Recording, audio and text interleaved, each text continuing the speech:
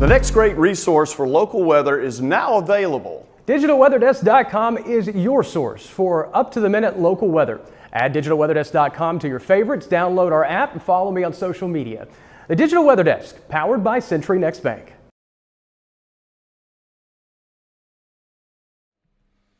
All right, folks, welcome in. Thanks so much for joining the live Q&A as we get ready for a potential winter storm across the region that sets up not only for Friday and Saturday, but potentially Sunday. Impacts that could stretch from Friday, perhaps as late as Tuesday of next week is not out of the realm of possibilities. And for everybody joining in, thanks so much for taking time out of the evening.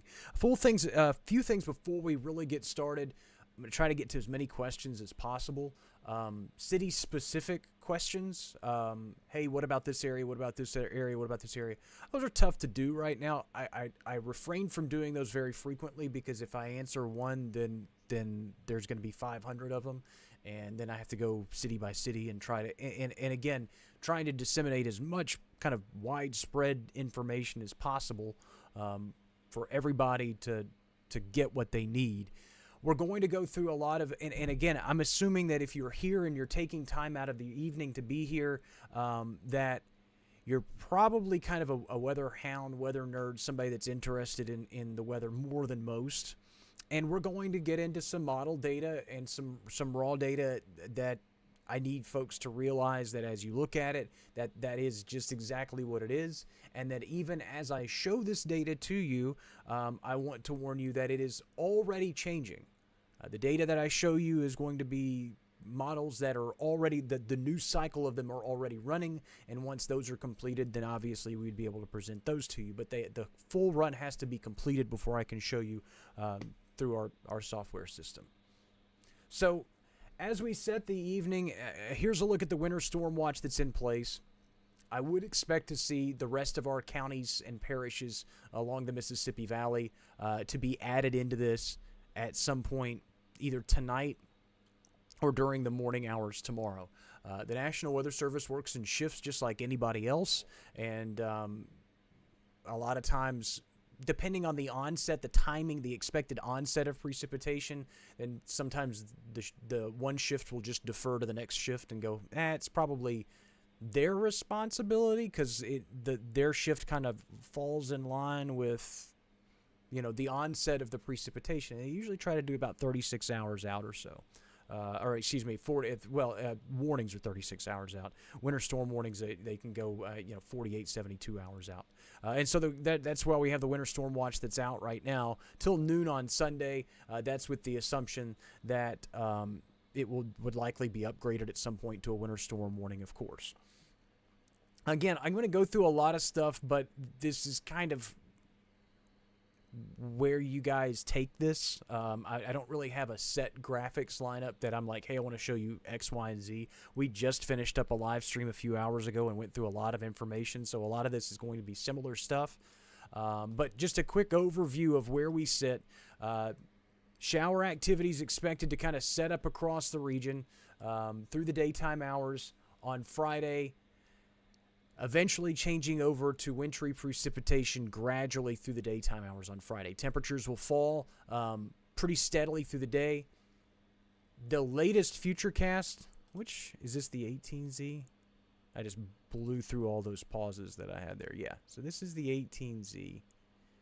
And I'm going to have to start that all over again. And you're going to see kind of how the graphic system works at times. Because if you ask me for something that I don't have already pre-built, I may have to go pre-build it, which is cool, but I may have to kind of build it on the fly. So just kind of bear with me as we go through this. Again, this is 11:30 Thursday evening. As we go into Friday, showers start across the area. Temperatures are in the 30s and 40s to start, but notice how quickly temperatures fall, especially across southern Arkansas, likely falling below freezing by around midday. Again, I think the models were a little over-aggressive with that earlier, and it was trying to bring us below freezing in southern Arkansas by a sunrise on Friday, and I think that's a little much. Midday, realistic. And then temperatures continue to fall across northern Louisiana and through the Mississippi Valley, changing a lot of this over to frozen precipitation of some sort into Friday night and early Saturday. And then the ongoing precipitation is really, the persistent precipitation is really what gets your attention. Callie, you can expect the temperatures to start dropping Thursday night and continue on a steady fall through Saturday morning. It won't be necessarily a sharp fall, but it will be a steady fall to eventually Saturday morning perhaps being in the teens and 20s. So again, that model ends at that point. So let's look beyond that into Saturday at 6 a.m.-ish and look a little bit farther into time. And again, you can kind of see how the precip is extremely persistent and could stretch well into the day on Sunday. And again, the stream that I had earlier this evening, we talked about how the fire hose of moisture to our south and west never really gets shut off, so it just kind of moves in step with the upper level system. And so it just kind of works as one huge winter storm instead of kind of breaking into two pieces at one point. And so that continues the precipitation, and as I mentioned earlier, colder air continuing to sink in would eventually maybe change us over to snowfall. So let's get to that, and then we'll get into some other stuff. So here's a look at the sounding data. Let's get really nerdy for a second, okay? And follow me, because I didn't have time to draw a lot of lines and put a lot of fancy words and stuff on this thing. Again, time has been of the essence of everything, and I just didn't have a lot of it. So here's where we are. So I'm going to use this thing so you can see my cursor. And I think you can see my cursor now. Cool. All right. So this is, thanks to Pivotal Weather, which I use this website very frequently. This is a look at a forecast sounding. You know how we use weather balloons to survey the atmosphere, and we look at that data on what's called a skew T. This is a diagram called a skew T. We use these very frequently in meteorology, and we are looking at the thermal profile of the atmosphere if we were to look straight up. And this, again, is a forecast sounding. It is a forecast of what we think the weather balloon would say in the future. So we look at these to, again, identify precipitation types. Everybody's wanting to know, how can we be this cold and it's not just going to be snow? I just don't get it. So let's look at this sounding. And again, hopefully you can see my cursor. And if you can, just say, hey, I can see your cursor. Just one person. And everybody's going to do it at one time. But that's fine. So you can see this 0 here where my cursor is, and then this blue line. It's kind of faint. Again, if I would have had time to draw this all this stuff out, it would have been great, but I didn't have that time on my hand. So we got this blue line that extends up here. That is the 0 degree, the freezing line, 0 degrees Celsius. Marisol can see. Good. So that's the freezing line as you move up in the atmosphere. And you can see these numbers over here, 1,000 millibars, 850 millibars, 700 millibars, 500 millibars. So you're moving higher in the atmosphere. See, everybody's like, I can see the cursor all at the same time. Knew that was going to happen. But I'm glad y'all are paying attention, doggone it. So as you move up in the atmosphere, this is a forecast sounding from the GFS. It is valid Saturday morning, 15Z, which is 9 o'clock in the morning. So this is a forecast from the GFS of what the atmosphere is going to look like, it thinks, in Monroe at 9 o'clock Saturday morning. At the surface, the red line is the temperature. The green line is dew point. And notice that the red and the green line are pretty much on top of each other the entire way up, meaning that almost the entire atmosphere is saturated. Okay? Are we following along here? Are we getting our weather lesson? There's a bunch of other numbers down here we're not going to get. We're not going to get that deep, okay? A lot of these are convective numbers or severe weather numbers. There's a lot of winter weather numbers on the bottom right corner. Again, we're not going to get that deep into this. This is freshman level courses, okay? So the 16 degrees, that's the forecast surface temperature at 9 o'clock in the morning by the GFS. As we move up in the atmosphere, note that line goes whoop, whoop, whoop, and as you move higher up to about 950 millibars-ish, temperatures continue to fall because, again, we move this way, we move to the left, and temperatures are falling from 0, -10, -20, -30, -40, and those lines slant as they move up. 10 degrees, 20 degrees Celsius, 30 degrees Celsius, so we start getting above freezing as you move farther right. Is Pivotal Weather website free? Pivotal Weather is... a lot of stuff is free, but there's also a paid version that gets you even more, and I highly suggest, it's like $100 a year, highly suggest that you support that site because the guy that runs it does great work, and it is a great site for a lot of nerdy stuff like this. And so I would shamelessly plug it. And normally I would stop and worry and be like, can I do that? Yes, I can do whatever I want. So yes, again, Pivotal Weather, great site. Highly suggest it. $100 a year for a lot of the nerdy stuff. If you're a weather nerd, jump right in. So anyway, as we move higher in the atmosphere, you can see we go from 16 degrees Fahrenheit and we get a little bit colder, and then all of a sudden we jut to the right. And that's that warm nose that I've been talking about. And there is a very prominent layer from about 900 millibars up to about 700 millibars where we are above freezing. So again, imagine a snowflake up here in 300 millibars. It's falling, it's falling, it's frozen, it's frozen, it's frozen, it's frozen, it's frozen. It hits about 700 millibars, which is about 3 kilometers up in the atmosphere, about 10,000 feet up in the air. It melts. It stays melted as rain. It rain. It's falling, it's falling, it's falling more. And then it hits this layer at about 900 millibars, and that layer is below freezing. And it keeps falling, it keeps falling, it keeps falling, and it refreezes as sleet. Again, down at the bottom right corner, it says best guess precip type, sleet. Because again, that's a pretty stout freezing layer. It's a shallow freezing layer, but it's a strong freezing layer. So anything that melts should just refreeze right on down as it falls down to the surface. This is not an app, Marisol, this is a website.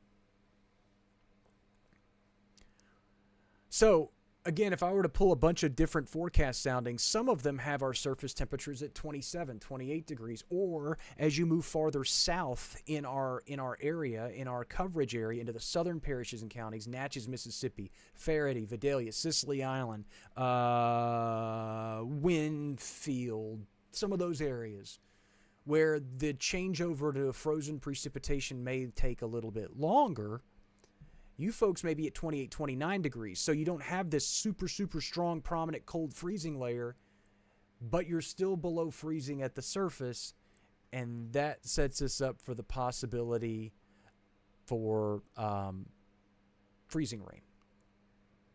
So again, you don't have that prominent, super cold layer to refreeze that ice pellet, so it just hits something on the surface that's below freezing, freezes onto that, freezing rain problems.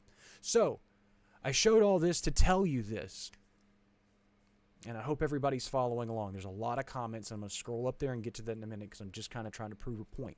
So I say all this to say this. Why is there potential for snow on the backside?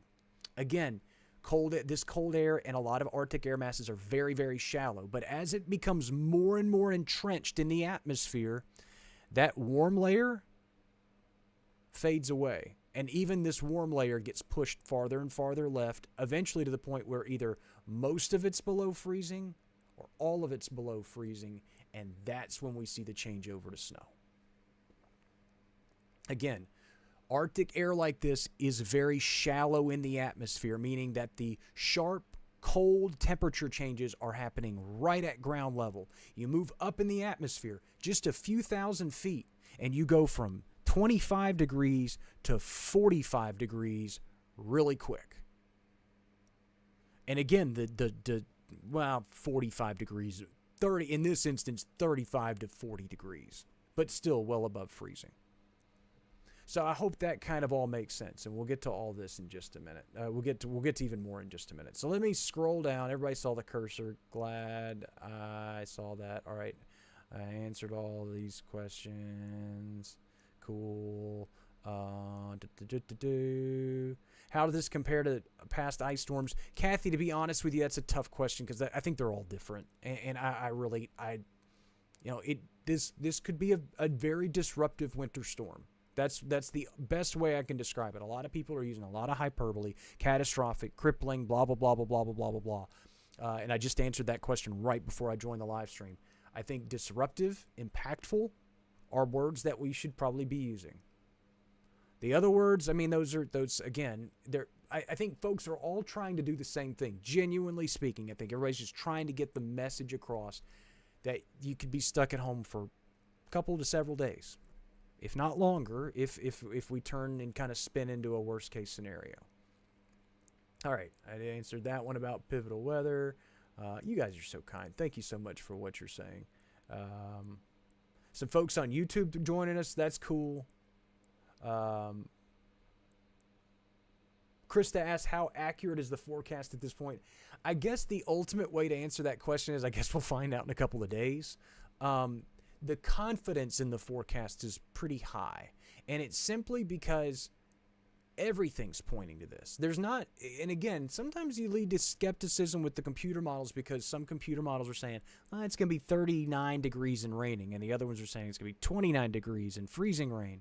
And you have to kind of, usually the camps are not that divided, but maybe 35 in rain and 30 in freezing rain or something like that. And you have to kind of decide, do you want to jump in this camp and go with this forecast? Do you want to jump in this camp and go with this forecast? Because splitting the difference doesn't really make a lot of sense. And so this is a little different because there's just all of the data is saying it's going to be this and it's going to be rough. They're not even like, some are saying, well, you're going to get a little bit, and some are saying you're going to get a lot. They're all saying, no, you're going to get it and you're going to get a lot of it. Again, I don't want to sugarcoat it. I'm not trying to scare anybody. I think folks, if you're hearing, for the most part, a lot of folks are here and they know how I roll, and we don't really do a whole lot of craziness. My wife asks, what snacks am I eating first? I think we have some corn dogs in the freezer that need to go first, to be honest with you. Again, for folks that are hopping in, and I kind of said this at the first, and you're probably just joining in, that's cool. But if you're asking about like specific locations and impacts like that, we're going to paint with a very broad brush here. And also, if I answer one, I'm going to feel compelled to kind of answer all of those. And so it's kind of tough for me to go to those. Somebody asks totals. Dinah asks totals. Let's play that game. All right, so I did build some graphics before we get started here. And I think it's fair before we get into this to know that this is just a very small sliver of the data that goes into trying to build the accumulations forecast, okay? Very, very nuanced stuff. So here's a look at 3 different graphics and their potential snowfall. And it's just, I just took the most recent data that I have available to me. Cam says, golden question that we can't answer is when the changeover is. For most areas, it'll gradually be Friday.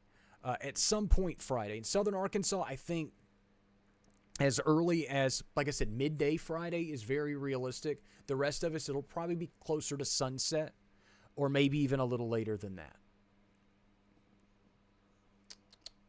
Oh, here we go with the flights. And I do have, in the southern parishes, the changeover may be Saturday afternoon. It may be later in the day Saturday.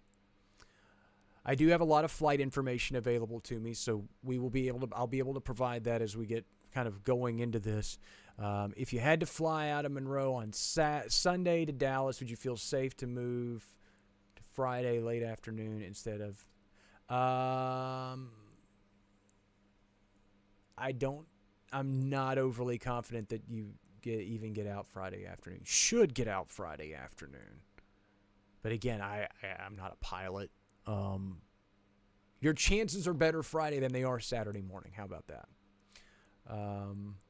Really wanted to drive to Central Texas Friday and come back Monday. That'd be out of the question. Yeah, I wouldn't do it. If the forecast looks the way it is right now, not ideal. I wouldn't do it. Timothy asks, can you explain what causes sleet versus snow? That's generally, I kind of just went through that with the sounding, but here are the different precipitation types, and we'll go back to the totals. Everybody's like, he was just in the totals. Go back to the totals. We'll get to those. Just hang on.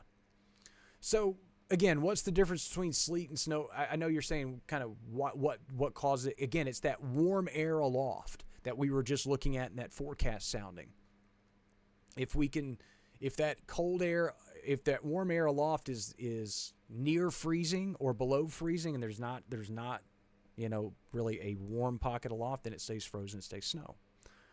But in a lot of these instances, you're going to see some melting because, again, cold air is very shallow at the surface, falls, melts, freezes as an ice pellet. Again, sleet, ice pellets, all the same thing. You'll hear me call them both. All right, so here's snowfall. Molly, yes. It's headed this way. Again, computer models, Molly's always a big snowing and rusting headed this way. So if you see somebody comment, it's going to be her. So here's a look at the snowfall from 3 different computer models. Does this mean that any one of these computer models is accurate? No. In fact, the one on the bottom is not even really a computer model. It's a post-produced product of a blend of a lot of different models and a lot of different information, all blended together as kind of a model or data product. So the snow potential from the GFS, to again advertise how quickly this data can change, the 12Z GFS had 14 inches of snow in Camden, Arkansas. It had 14 inches of snow. It had 1 foot and 2 inches, 14 inches of snow in Camden, Arkansas. The 18Z, 6 hours later, has 1.5 inches. The forecast is very nuanced and very delicate. The Barron 15K does have some snow all the way to and south of the I-20 corridor. Again, a reminder, we are still very early in the forecast of types and amounts and all of that stuff, because I can't stress enough, types and amounts go hand in hand. If we get a whole bunch of sleet when we were expecting a whole lot of ice, it changes changes all of it. It changes the entire dynamic of the forecast. So here's the snow. And again, the NBM, which is a kind of a blended model output, not necessarily what I would think would be ideal to lean on in this kind of instance. But we're going to find out, because I'm going to be honest with you. This product was not something that was readily available to us the last time we had a really significant winter weather episode like this. Again, that's snow. Hold your nose. Here's a look at freezing rain. Okay. The Barron 3K is aggressive. 1.5 inches of freezing rain in Gina. 1.25 inches in Ruston. Now, let me caution you by saying this. Computer model sees the thermal profile, and it sees precipitation, and it sees below freezing, and it says freezing rain, and it assumes that every last bit of precipitation that falls, or at least the lion's share of it that falls as freezing rain, will collect as freezing rain. This does not necessarily imply ice accumulation. And I know you're going, Jared, what's the freaking difference? Okay, well, here's the difference. The difference is freezing rain, like liquid equivalent is one thing, but ice accumulation is another. We can get a lot of rain at 30, 28 degrees, somewhere in that ballpark. But if the rain's too heavy, not all of that's going to freeze as ice. A lot of it's going to run off and drain because because there's so much water and the rain rates are so high. It's the slower, more methodical, light to moderate freezing rain that accumulates more readily and more rapidly. So again, I don't want folks to look at these numbers and go, oh my gosh, we're going to get 1.5 inches of ice in Gina. But those are a look at some of the numbers. And I think this is where the NBM comes in and gives us, I believe, in my mind, according to what the data says right now, a very realistic number of what we could see in terms of actual ice accumulations.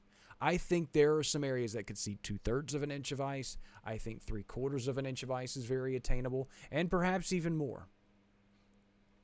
Yeah, the weather apps, the default weather apps are not going to do well with this. And any weather app that is trying to forecast precip accumulation is not going to do well. Even if my app did automated accumulation, it probably wouldn't do it very well. And it does. I believe it does, actually. But again, it's all automated model data. That's what it is. And so eventually we have to get to a point where we take all this information and we have to put it down as an actual forecast. We're not there yet. That's what I get to do tomorrow. I really think tomorrow I'll spend much of the day trying to figure out how much we're getting of what. So you see these three, and you're looking at the GFS, and you're going, well, we're not getting a lot of snow because it didn't have a lot of snow on that graphic. I'm looking at the freezing rain, and we're not getting a lot of freezing rain because it's not on the graphic. What are we getting a lot of? Here's the GFS and sleet. And you're probably going, 1.5 inches of sleet. That's not much. That is a lot of sleet. A lot of sleet. Barron 3K is way less aggressive with sleet. The 15K also has sleet. Not overly aggressive with it. Is that right? I think it is. Yeah, it is. I'm making sure that's the right graphic. NBM, I don't have access to sleet data for the NBM, so that's why I'm showing those three. Lee asks, is that the reason why so many meteorologists are giving forecasts because they're all using different models? In short, yes. Everybody interprets the data differently. Some people have models that they favor more than the others. The models are always performing differently. Think of them, I love using this analogy, think of computer models as hitters in baseball. There are some that are better than others, but they all are, none of them are perfect. They will all make mistakes.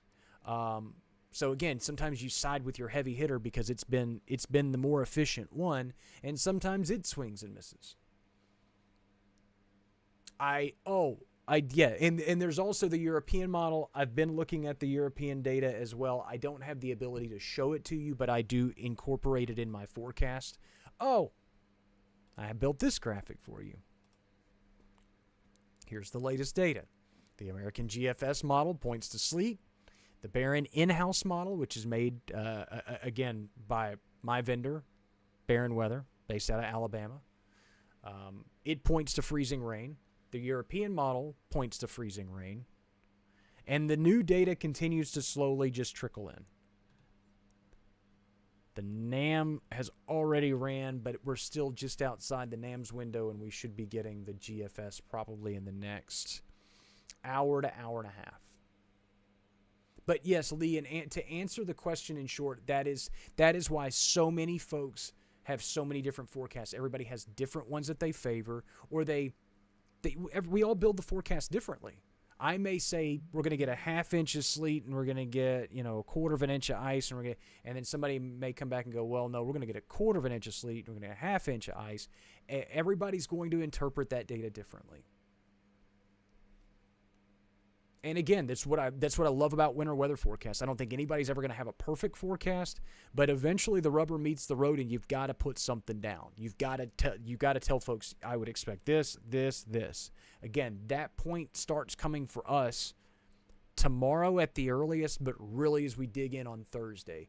Thursday's the day where we got to go, okay, this is what we're expecting and when we're expecting it. Because now you're starting to talk 24, 36 hours out from the onset of precipitation.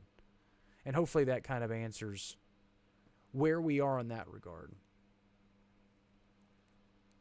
Ice accumulations. Kayla asks, what are we most worried about for power outages? Most power outages, I'm concerned, are going to be freezing rain. Freezing rain, again, hits as liquid, but it hits something that's below freezing and freezes as a glaze onto whatever object. That means power lines, bridges, overpasses, tree branches. You get tree branches that are weighted down with ice, not necessarily sleet. Sleet's ice pellets. So it will collect to a certain extent, but a lot of it's just going to bounce off and collect on the ground. power outages aren't as big of an issue with sleet. But freezing rain, and then if you were to change over to snow on the back end of it, so now you've got, big wet snowflakes that can glob onto an ice-covered power line or an ice-covered tree branch, that's really worst case scenario. Because and if you factor in any kind of 15, 20 mile an hour wind behind that, I've lived through that before. We had an ice storm back in '99 in Little Rock where we excuse me, started as freezing rain, ended as snow, but on top of the snow we had freezing drizzle. So it was almost like a little ice cream sandwich on top of all the power lines and all the tree limbs. Everything came down. We walked down the middle of our neighborhood streets because A, you couldn't walk down the sidewalks because there were power lines and tree limbs and trees down everywhere, and B, there wasn't anybody driving down the roads. We walked all the way down to the Arkansas River because we lived close to the Arkansas River. But yeah, ice accumulation's worse in freezing rain. Cody and Hope asked the same thing. Yeah, bridges, ramps, overpasses, all those types of things. So when's it supposed to be here? How long is it supposed to stay? Ashton asked. That is a legit question. And it's, to be honest with you, a question I don't think we can really answer with a lot of certainty at this point.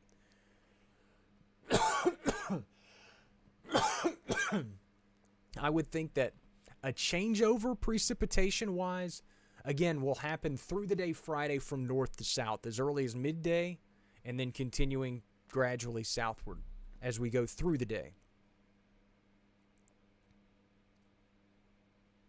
How long does it stay is the big question. I really think it hangs around through at least early Sunday, maybe longer than that.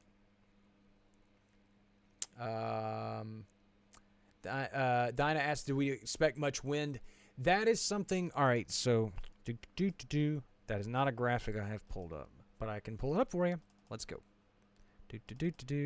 Let's pull the GFS and let's look at wind speeds. These are wind speeds, not wind gusts. And let me fix the time on this thing. Oh, never mind. It's good. All right. So wind speeds. Let's go. That's Saturday at midnight. Ugh. Not ideal. Okay.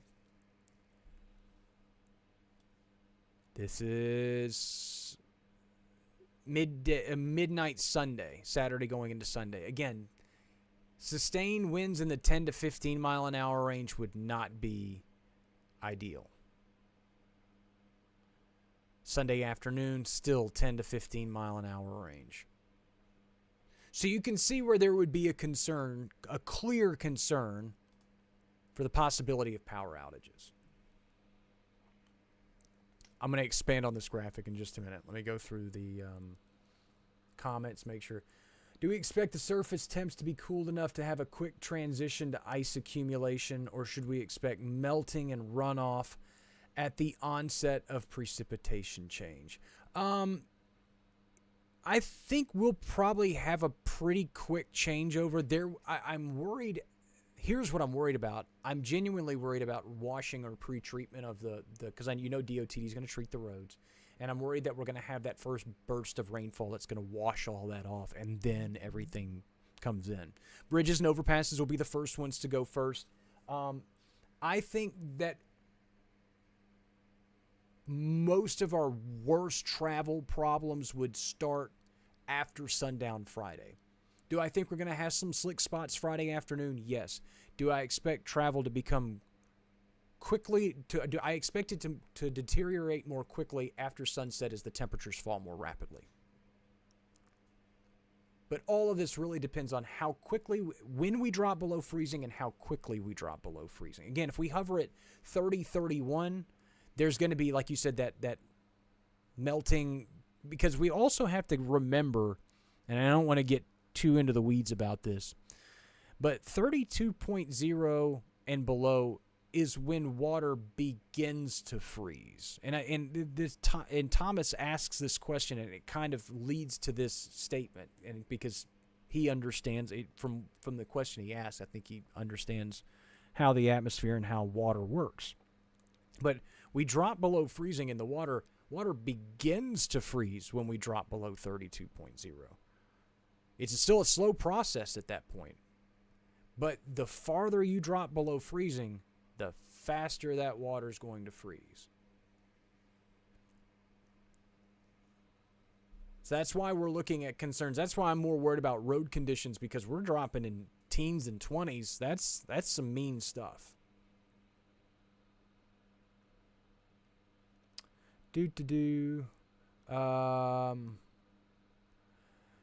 Christina asks, will we be frozen on Tuesday? It really just depends on how much ice is on the ground. Ice pack has a lot to do with that. So Jerry Sue asks kind of the same general question. When will the thawing start? Tuesday at the earliest, but it for a lot of areas we may not be that much. May take till Wednesday to thaw out. And Leanne asks, do you think schools will be open for all day Friday? I have no opinion. Do I think that we are at risk for potential closures on Friday? It is a possibility. I do know that most schools are very, very, very clearly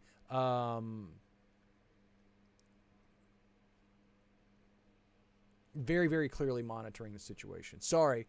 Ferris asks, explain in NFL terms. Dang, that's a really good one. And I'm not going to sit here and try to think about it on the spot. But it really is just like trying to forecast who's going to win the Super Bowl. Except it's like trying to forecast who's going to win the Super Bowl from the beginning of the year when nobody's been knocked out of the playoffs yet. And we've jostled all the owners up, and we changed all the quarterbacks. So we just pulled quarterbacks at random. We were like, all right, C.J. Stroud, take all your interceptions and go to somebody else. That's the only thing I can bring up. I didn't follow the NFL at all this year. I'm going to be honest with you. I have not watched a single game. Connie asks, what am I doing to prepare? That's a legit question. We got our snacky snacks. We did the grocery run. I mean, and again, I don't want to. Everybody goes milk, bread, and eggs, French toast. Oh, we're gonna make milk sandwiches. I mean, look, everybody's got to prepare in their own way. We went the route of making sure we had the extra pound of ground beef so we could make chili and have chili to stretch it out over a couple of days. We got a lot of frozen soups and gumbos, so we made sure that we had rice and just the simple stuff that if we're going to be stuck here for several days, and we're going to be stuck here with the little one, because again, if we're going to be here for a prolonged period of time, then and there are road closures or whatever, and we're not traveling anywhere, make sure that she has fruit and all the stuff that she wants to eat, all that stuff. Again, stay home if you don't have to get out. Jacob asks, is it going to be Friday bad during the day Friday? Really just depends on your location, and some spots will be worse than others. Before we get any farther into the questions, a look at the map and the graphic that you're looking at. Again, the potential for changing precipitation types. The folks in the white across southern Arkansas, they're going to be the first to see a changeover likely, and that will probably be at some point in the day on Friday. When will it happen on Friday? Midday-ish, early afternoon Friday. Maybe as early as mid to late morning. Some computer models were suggesting that. Just depends on how cold we are to start. But again, you guys will be the first to change over. Freezing rain, changing from rain to freezing rain, then eventually to sleet, and then there's going to be a window of where you change to sleet and snow. Maybe potentially to all snow. There is going to be a spot along and north of Highway 278, the far northern reaches of our coverage area. These folks right here. You guys could see more snow than everybody else, depending on the changeover. I think you guys have a chance of seeing higher snow totals than everybody else. Now let's move into the Lavender area, if you will. The I-20 corridor all the way to the state line and into the southern parishes. You folks will be the next to see a changeover. And you'll go from rain to freezing rain to then freezing rain and sleet. And then potentially to all sleet. Again, if you want to go with the GFS, it's pretty much all sleet. And that'll happen at some point late Friday, Friday afternoon, Friday evening, maybe after dark Friday. And then the folks in the southern parishes, I do expect you to change over to freezing precipitation or frozen precipitation of some sort. But you will be the last to do so. It'll probably be Friday night, Saturday morning. It could even be later in the day on Saturday, as I mentioned earlier, and you'll change from rain to freezing rain and sleet. Nini asks, when will this start? This will start, again, we just mentioned that on Friday. Thanks, Thomas, for the kind words. He's hopping off. That's cool. Do we think we'll be thawed by Thursday the 29th? Should be. Should be.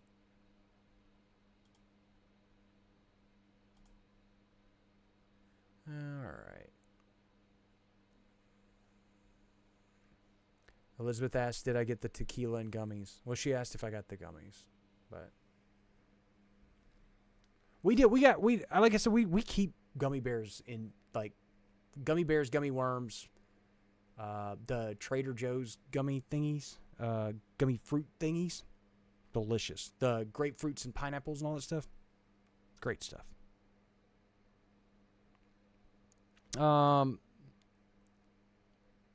Sorry, I'm having a problem pulling up all the comments from the comment section. So,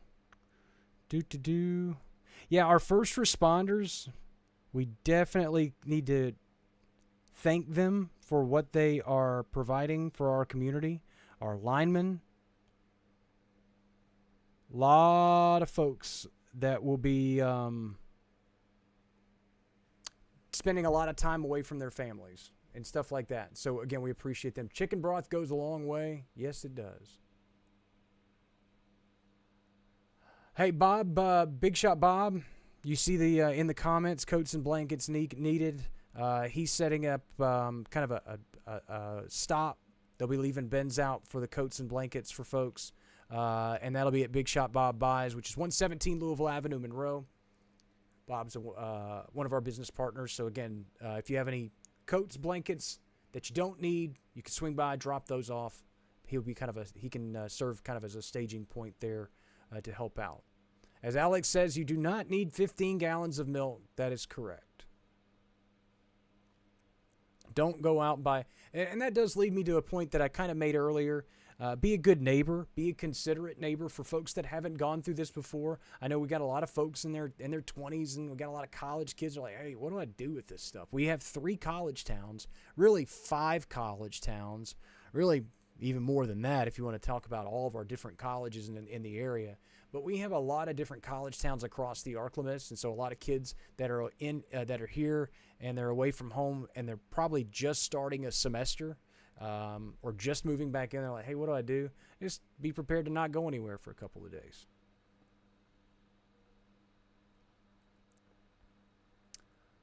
Record snowfall for Ouachita Parish. I would have to look that up, to be honest with you. I really would have to look that up. I don't know it off the top of my head. I'd have to look up the date and all that stuff too. Jeremy asks, when do you feel most confident about your own forecast? Is it 48, 20? Obviously, you feel most confident as you get closer. Golf analogy. You're looking at the forecast, and it's far away. It's it's 3, 4, 5 days away. That's like trying to hit the green from 200 yards out. You can do it. It's difficult. Start getting 2-3 days, you start moving into like 150 yards. You can do it. It's not as difficult as 200 yards. And then you start getting into that 12, 18, 24 hour range, and that's like getting into the 100 inside 100 yards. So it's like if you can't do it from there, you probably should be more of a hobby than a profession. Golf and weather. So at least try to be close at that point. Bob Perry, if you're watching this, please do not comment about my golf game. Someone suggests filling your bathtubs to be able to flush your toilets. That is a suggestion that a lot of folks have used, and I don't think it's a bad suggestion. But also keep in mind that We don't necessarily need to tax the water infrastructure unless we absolutely have to. That became an issue back in 2021, but let's not create an issue, because another thing to keep in mind is we're about to hit a long stretch of prolonged cold. So what does that mean everybody's going to be doing? Dripping their faucets. So if they're dripping their faucets, everybody is at least asking for some water demand.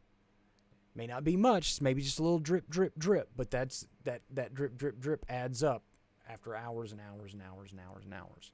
So then if everybody goes and fills their bathtubs too, we're now starting to ask a lot of our local water systems. So that's just something to throw out there. Abby, do I think the mail will still run? More than likely so, yes. The address for the coats and the blankets is 117 Louisville Avenue. Big Shot Bob buys. He's got a big wacky waving inflatable arm flailing tube man. Can't miss him. Jessica asks, how do I think the interstate will be from Oak Grove to Dallas on Wednesday the 28th? That's a really tough call at this point. Road conditions a week from now, really, really tough call. Yes, check on your elderly neighbors and animals. Make sure your outdoor animals are brought in. If they are just outdoor animals, like, there's a lot of folks that we have a outdoor cat that's just a stray. He's not going to come inside. He just refuses. He won't do it. Make sure they have fresh water, because the water will freeze. So make sure that they have something to drink. Alex asks, should we be traveling? Swap kid off Westwood Road, Winfield on Friday. Again, travel is not necessarily going to be ideal on Friday. I don't think it'll necessarily be impossible on Friday, but it will get increasingly more difficult as the day progresses. Brittany asks, someone traveling south to north Sunday or Monday, a good idea? At this point, prospects don't look good. I don't think it's, again, ideal. Cam asks, in your professional career, do you tend to lean towards the GFS Euro or another model to primarily lean on, or does it matter? It depends on the situation, because again, these models are refined and changed, and the way they're operated changes from time to time. So they're like hitters in baseball. Some hit hot streaks, and then some get kind of overhaul something, and it'll be crummy for a couple of months. The GFS has not particularly performed overly well, but it was one of the very first to jump onto this solution of this possible scenario. So if it's right, and everything pans out, it was one of the first to be right. If it was wrong, then it was one of the first to be wrong.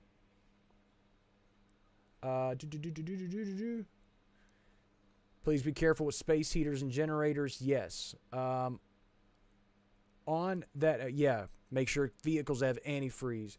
Not a bad idea if you're not going to be using your car, to go out there and kind of crank the car every now and then. If it's in a garage, make sure the garage door is open. Don't want carbon monoxide issues, but kind of run the car every now and then. Speaking of generators, again, I just want to throw this out there. This is a shameless plug to our local business partners, but keep these folks in mind. We've already mentioned Big Shot Bob, 117 Louisville Avenue in Monroe. He's going to be doing the coats and any warm weather stuff, hats, gloves, coats, blankets, whatever. You can drop them off 117 Louisville Avenue. 3B Hardware in Sterlington, Bayou Power Sports. Both keep portable generators in stock. And I know you're going, oh, okay, here you go. Look, these are our local business partners that make this possible, that make these live streams and being able to sit here for as long as we want to answer questions and discuss the weather. They make this possible on a day-to-day basis.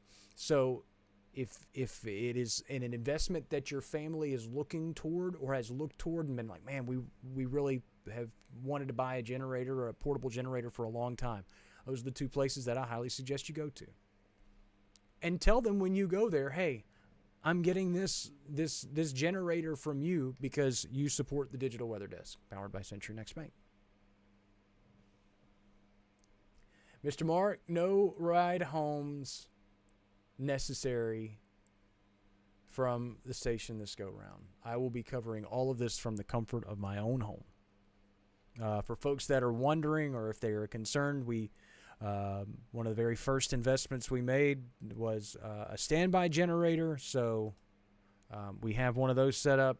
As long as we don't lose internet, I'll be providing updates very, very frequently through the duration of this event.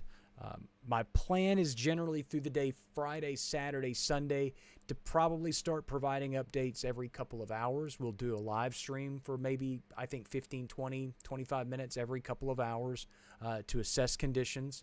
That brings me to another point. Again, I just talked about Jeffrey Stills asks a probability of golfing tomorrow morning from 9 to 12:30. Don't forget, we're going to be dealing with rain tomorrow. It's going to be rain, just regular liquid rain. But I would expect showers off and on through much of the day on through tomorrow. So golfing may be tough. Hope House West Monroe open this weekend if you need a warm place to stay. Thank you, Ginger. Again, our local business partners that make this happen, 3B Hardware, Bayou Power Sports, they have those portable generators. If ice and snow is extremely, extremely unfriendly to a roof, if we get into the middle of this and you have a roof issue, brownsroofingla.com, call Browns Roofing. Again, they do great work, and they're going to be ready to serve and ready to help, and that's what they want to do for this community. And again, our local folks that make this possible, we want to be able to support them and give back to them as well. You get a busted pipe, water damage in your house, something like that, which again unfortunately happens. We got our friends at ServPro. So again, keep all of these folks in mind as we go through the next couple of days, and you see a local business, on our business partner slate, and you're going, hey man, I need their help. That's what they're there for. If you have if something catastrophic happens, tree falls in your yard, power outage, water pipe bursts, and you don't know where to start, that's where United Way and the 211 initiative comes in. You just overwhelmed, storm anxiety, shelters, cold weather, again, all this stuff, and you don't know where to start, dial 211. The United Way of Northeast Louisiana, the 211 initiative, again, proud partner in all this, want to serve the public, trying to help you as much as possible. So, Connie asked next update. I've got a graphic for that too. So we had the tee time forecast at 6 a.m. tomorrow. So for those that were wondering about golf, your tee time forecast is at 6 a.m. tomorrow. But I would expect rain. It's going to be rainy. Too Long didn't read at 9:30 tomorrow morning. The next live update will be tomorrow morning. Probably between 7 and 8 a.m. Somewhere in that ballpark. I don't know for sure because it's just when I get all the data and all this stuff put together and thrown together, and we'll roll with it. But again, 7 to 8 a.m. As we get closer to the actual event itself, at what point will the live stream be filmed from outside during the weekend? Hey, Doug, don't put it past me to go out. I've got a wireless mic, and we will rock and roll. Be careful what you wish for.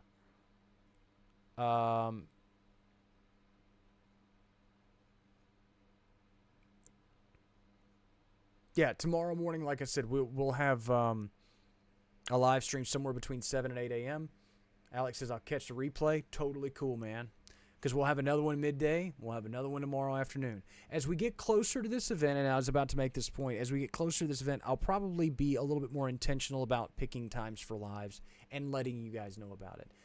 Case in point, letting you guys know in advance that we were going to do this Q&A at 9. So everybody could kind of pool together. We could kind of create this community and talk about things, discuss stuff, and kind of roll from there. And I know that a lot of folks would like to be able to plan, hey, I want to see the next update when it's available. I've got a question. I just want to see the next update because I just want to know the latest information. We're usually really, really flexible with I created this to create a very flexible work schedule. And so that's the whole point of it. But also when we have these types of events, I'm going to be a little bit more intentional in telling you as we get closer, especially Thursday and Friday and Saturday, hey, the next live update is going to be at noon, or the next live update is going to be at 2 p.m. or 4 p.m. or whatever. And they will be fairly frequently. Capri said she got the notification from the app that we're going live. Yes, and I won't send those notifications out all the time because I don't want folks thinking, well, if he goes live, if he sends a push notification every time he goes live, and he goes live 3 times a day, and this is his 4th time live today, I don't want to get a push notification every time. I don't. On good weather days, you don't get a push notification that I'm going live. You won't get a push notification tomorrow morning that I'm going live. You'll get a push notification probably midday. But we try to be as convenient. I want to be as least disruptful as possible. Least disrupting. But yeah, I don't want to bother you through the day because you're also getting, everybody got the winter storm watch. So you got that alert from me. The app already sends you a lot of information. You're going to get the upgrades to a winter storm warning at some point down the line. So again, I don't want to overwhelm you. I don't want to overstimulate you. I do acknowledge, kind of, for lack of a better term, the privacy that I'm infringing on when I send you a push alert. And so I really want to make sure that when I send you one, it's worth it. Tammy asks, what's the name of the app? It's the Digital Weather Desk. Just search it in your app store, the Digital Weather Desk. If you can't find it, go to digitalweatherdesk.com, and right on the homepage, you'll see the links to download Apple and Android.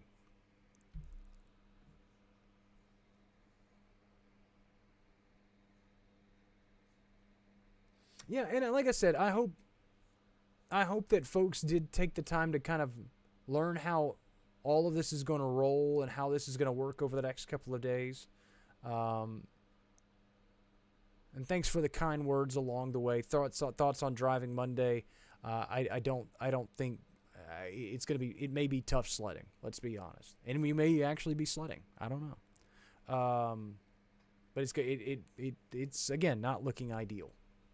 At least how things are panning out right now. Brandy asked a question, and again, I'm assuming that you just joined in late, which is totally fine. And it kind of reiterates for the folks that are also wondering, why is Morehouse Parish not in the winter storm watch? Again, winter storm watches are issued by National Weather Service offices. So the National Weather Service in Shreveport covers Columbia County, Union County, southward, and all the rest of these counties, parishes. Blah. Sorry. And then the National Weather Service in Little Rock covers Ouachita, Bradley, Calhoun, Drew counties. Those are the only counties in our area that they cover. Then they cover most of Arkansas. Then the National Weather Service in Jackson covers a good chunk of Mississippi, including Washington County, Ashley and Chico counties, Morehouse Parish, East Carroll, West Carroll parishes, all of these counties and parishes southward. So again, Shreveport, Little Rock, Jackson. As I mentioned at the start, each Weather Service office is responsible for issuing their own watches, and they're usually issued so many hours ahead of the expected onset of precipitation, the expected onset of the said event. So obviously precipitation is expected to start sooner in the northern and western sections, so their watch is issued first. Either later tonight or early tomorrow morning, you're going to wake up to a winter storm watch across the Mississippi Valley. I would bet dollars to donuts on it. So I hope that makes sense. Again, it's just a matter of timing and onset in precipitation. Just like as we move, then we'll move inside of a certain window of time to eventually where we'll have to upgrade this to a winter storm warning. And I think that's where we're headed. Cam says I need some more merch. We're gonna work on that. Again, merchandise and trying to market things was not necessarily at the forefront of my mind when we started this. I was literally just trying to survive, and we were just trying to make this thing make sense to the community and hope that people would catch on to what we were doing. And it's worked. And again, I appreciate everybody that's sitting here talking and visiting and becoming an active part of this community. It means a lot that you're here. Sorry I'm late. Why ice? Would much rather snow. Yeah, Allison, I'm going to be honest, and you'll be able to go back and see kind of why it's going to be ice. It's a lot of warm air just above us, pretty prominent melting layer, so most of this is going to be ice or sleet or something, or a combination of all those.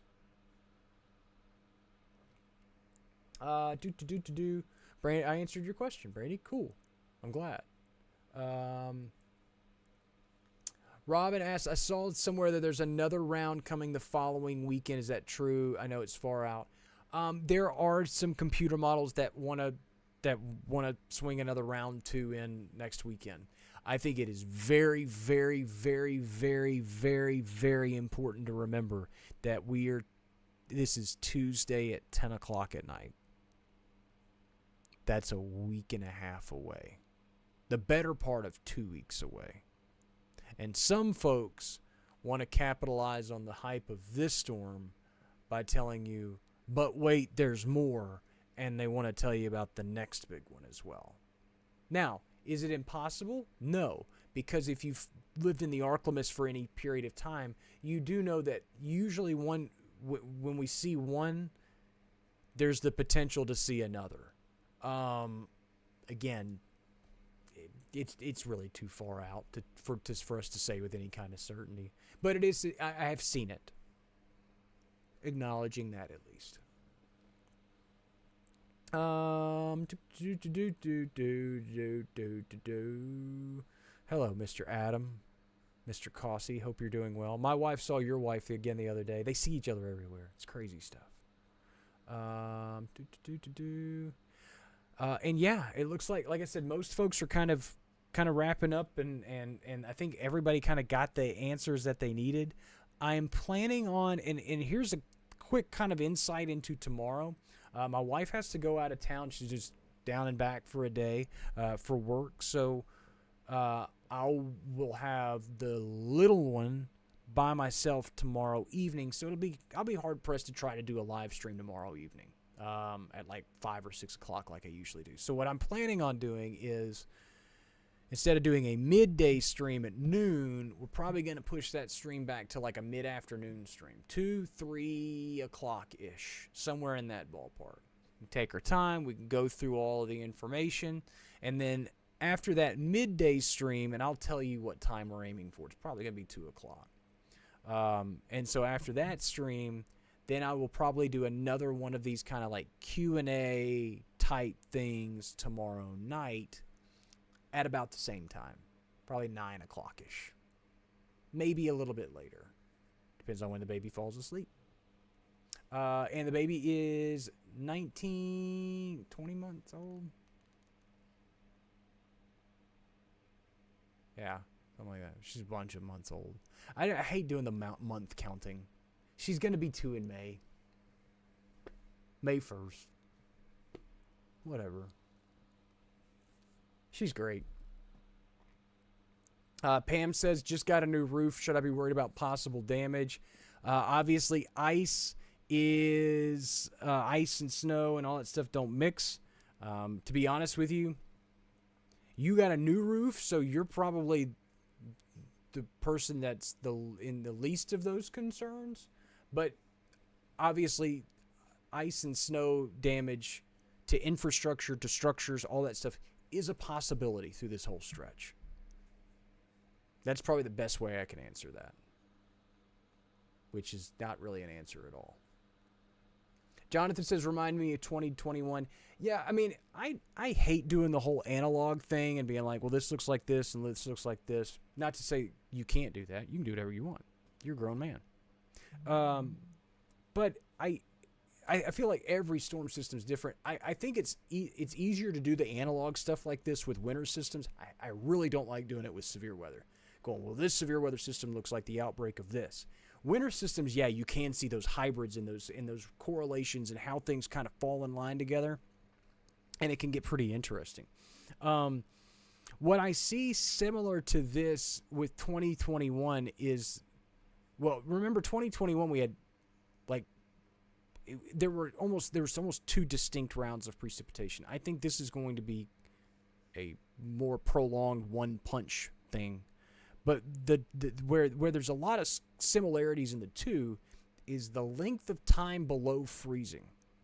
I think there's a good chance that a lot of the area drops below freezing at some point midday Friday or Friday afternoon, and you drop below freezing, you stay below freezing from Friday afternoon until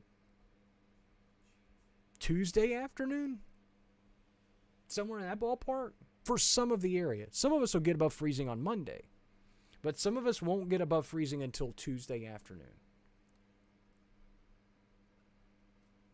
So that's where we run into some issues, especially if you start running into, and then you start talking about the kind of the infrastructure problems.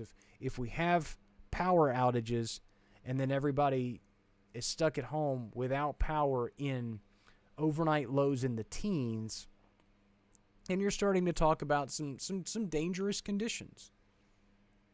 So all things to take into account over the next few days. This is a very notable potential event that we're watching. And it will be interesting to watch unfold. The latest GFS is running in right now. Let me check this before we split. I just sounded like Nick Miculus.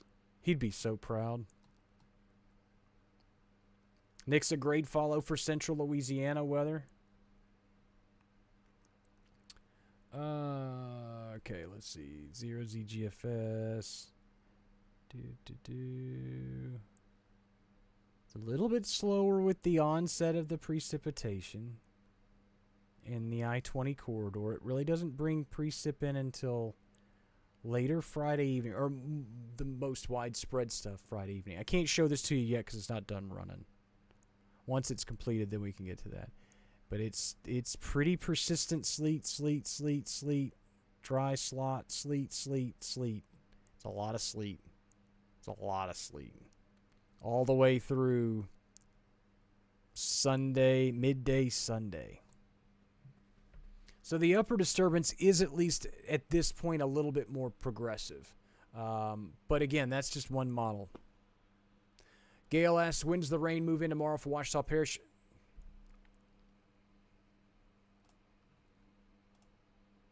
Making sure it's not raining now. Most of it's probably around sunrise. I wouldn't be surprised for you to probably wake up to soggy pavement that you've probably already seen a shower at that point. But again, I think sunrise is probably the most realistic for most of the rain to move back in tomorrow. Okay. And that's how we're going to leave things this evening. Thanks so much for those that have taken time out of their day to ask questions and to be interactive and to interact with folks on the live stream, answer other questions about where to find the app. And again, that's being part of this community. I'm only one person, so I try to get to as many questions as possible and answer as many questions. But for you folks that, like you said, all you folks that consider yourself junior ambassadors and stuff like that, it really means a lot to me. But also to just be an active part of the community and help play a role and help inform others. That's the most important thing about all this. As I mentioned, live stream tomorrow morning. Fishing game just released about 2 hours ago. Tea time forecast tomorrow morning as well, and a lot more to cover over the next couple of days. Forecast is always available at digitalweatherdesk.com and on the Digital Weather Desk app, available for Apple and Android users. Again, the links to download at the website digitalweatherdesk.com. Amanda, flights out of Monroe Tuesday I think they're possible. I wouldn't rule them out Tuesday. Really wouldn't rule them out at all at any point. But I think out of all the next couple of days, flights tomorrow will be fine. Thursday, fine. Friday, as you get later in the day, the chances continue to steadily decrease. Saturday, not looking good. Sunday, not looking good. Monday, depends on how much ice is on the ground. Tuesday, hopefully thawing out. The other thing to take into account is a lot of our local airports, a lot of our regional and airports, things like that, they have de-icing capabilities. Then the question is, can you get to the airport to fly out? And I'll update you on all that stuff as we come through over the next few days as well. Again, there's going to be a lot of harsh, kind of extreme rhetoric over the next few days. We're just going to try to make sense of it all together. And again,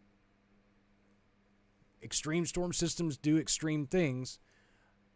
That's what the model data points at. But right now, we're just, again, trying to keep our feet kind of planted firmly in reality on what we can genuinely expect. Thanks so much for stopping by the Digital Weather Desk, powered by CenturyNext Bank. Thanks for making this Q&A part of your day. I'll join you first thing tomorrow morning with the latest information. Again, thank our local business partners while you can. If you can, they make this possible. We'll see you in the morning.